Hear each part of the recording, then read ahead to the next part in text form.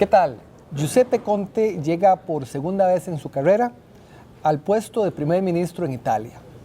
Esta es una silla caliente que ha sido remecida en los últimos años con cambios, salidas, entradas.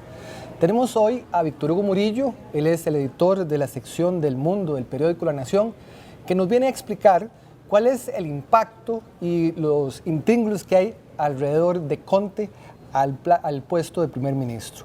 Y bueno, él llega como parte de una coalición que enfrenta o encara grandes retos en la Italia de hoy. Víctor Hugo, bienvenido. ¿Cómo estás? Gracias. Víctor, contanos antecedentes sobre la llegada de Conte al puesto. Sí, Giuseppe Conte va a encabezar su segundo gobierno, sucediéndose a sí mismo, por así decirlo. El anterior gobierno se formó después de las elecciones generales italianas de marzo del 2018 y duró apenas 14 meses. Esto, tal vez antes de continuar, es importante explicarle a nuestra audiencia que si algo es muy italiano, como la pizza, por ejemplo, es la brevedad de sus gobiernos. Lo ilustro de esta manera. Desde que Italia se constituyó en su forma de república después de la Segunda Guerra Mundial, es decir, hace 73 años, este es el gobierno número 67. Es decir, el promedio de duración de los gobiernos en Italia es de 13 meses. El de Giuseppe Conte, el primero, fue de 14 meses. ¿Rompió el promedio? Rompió el promedio, pero digamos que es más o menos como... Entonces... ¿Y esto a qué se debe, Víctor? ¿Por qué tanto cambio tan rápido? Mire, obedece a que históricamente el espectro político italiano siempre ha estado muy fragmentado.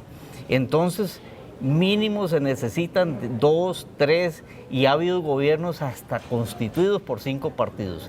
Entonces, se sabe que los gobiernos de coalición son mucho más propensos a ser frágiles por rupturas, por enfrentamientos que dan al traste precisamente con un gobierno. Wow.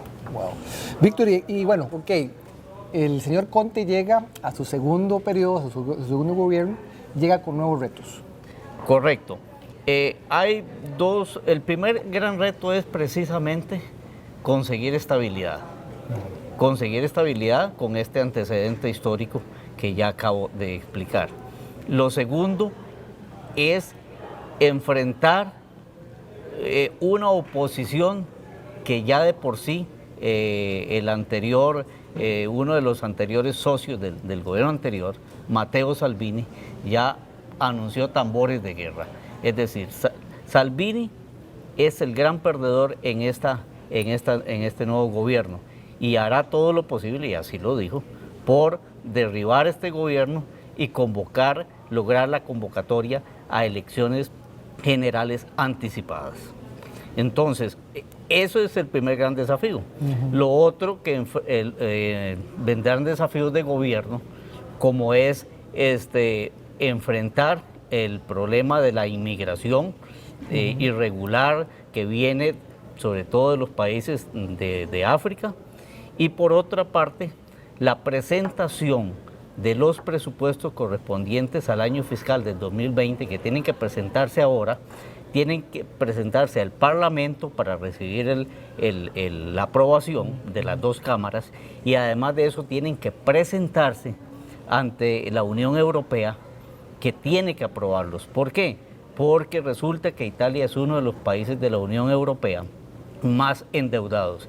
La deuda italiana alcanza el 132% del Producto Interno Bruto. Wow. Y los países de la eurozona, es decir, aquellos que tienen como moneda el euro, tienen que cumplir ciertos compromisos de déficit fiscal. Por ejemplo, el déficit fiscal no puede ser mayor al 3%. Entonces, este presupuesto tiene que recibir también el visto bueno de la Unión Europea, porque hay compromisos de los que Italia está obligada a cumplir. No es tarea sencilla entonces la que le espera. No es tarea sencilla, bueno, y como le digo, comenzando por el asunto de la estabilidad. ¿Cuánto va a durar este gobierno? no lo sabemos. ¿Cuál es la composición de esta coalición que le permite a Conte llegar a este puesto?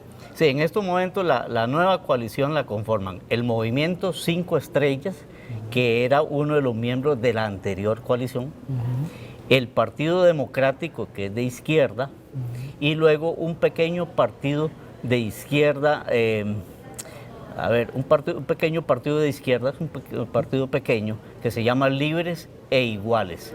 Entonces, con estas tres fuerzas, sí, el nuevo gobierno tiene mayoría en el Parlamento y se puede sostener.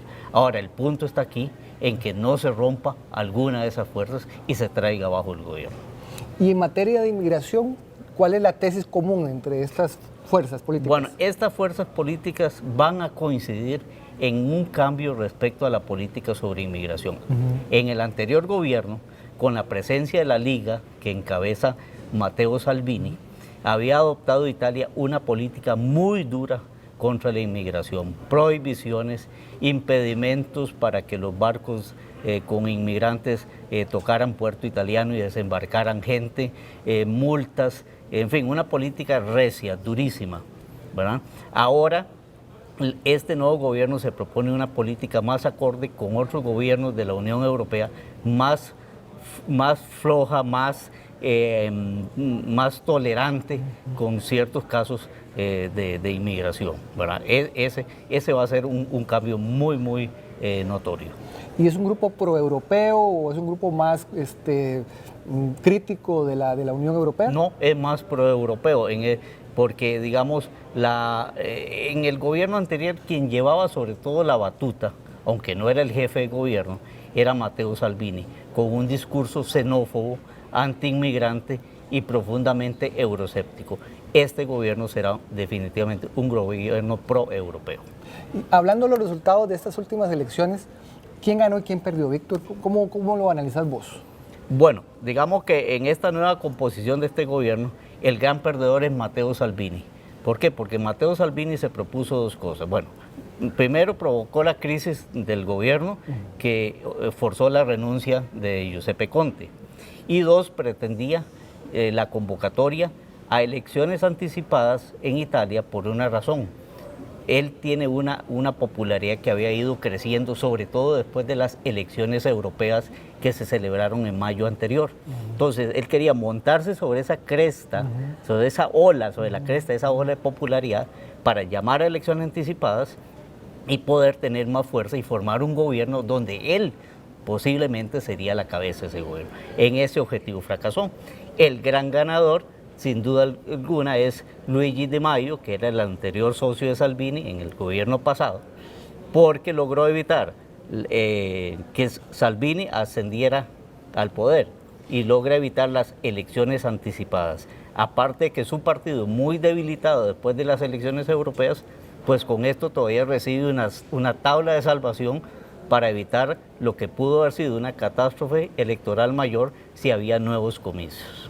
Víctor, ahora que estamos en este proceso, digamos, de explicación y de contextualización, ¿cuál es la diferencia entre un primer ministro y un presidente? Bueno, Italia es una república parlamentaria como una democracia parlamentaria como las hay la gran mayoría en Europa. El presidente de la república es el jefe del Estado y es como un símbolo unificador, es como el árbitro político, pero no gobierna como ocurre en nuestro sistema, que son presidencialistas. El primer ministro es el jefe del gobierno y ese es el que gobierna y es responsable de las medidas que tome ante el Parlamento. Esa es la gran diferencia que tenemos con respecto al sistema presidencialista, por ejemplo, como el de Costa Rica. Entonces, un jefe de Estado, que es el presidente de la República, que es un árbitro, pero que no tiene funciones de gobierno, sino más bien protocolarias, y un jefe de gobierno, que es el primer ministro.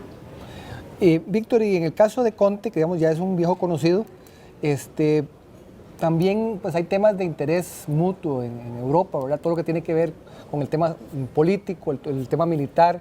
¿Hay algún aspecto que vos consideres llamativo también de las posiciones del señor Conte en esta materia? Bueno, Conte en el gobierno anterior, y por eso entró en choque con Salvini, tiene definitivamente una posición más proeuropea, tiene una posición de de evitar posiciones extremas como las de Salvini en materia de inmigración y indudablemente tratará de conciliar esas posiciones con la nueva coalición. Vamos a ver si lo logra. ¿Algún dato adicional que vos consideres importante también como para terminar de redondear? Pues no, en general, eso es así como los aspectos que podría referirme a este nuevo gobierno. ¿Cuánto tiempo va a permanecer el señor Conte? Bueno, esa es la gran pregunta. La gran pregunta. Esa es la gran pregunta. Bueno, si hay algún cambio, también esperamos contar con tu ayuda para interpretar cualquier decisión que se vaya a tomar allá en Italia, ¿verdad? Pues en la medida de lo posible, con mucho gusto. Muchísimas gracias, Víctor, y muchísimas gracias a ustedes por su tiempo. Nos vemos en el próximo contacto. Soy Ronald Matute.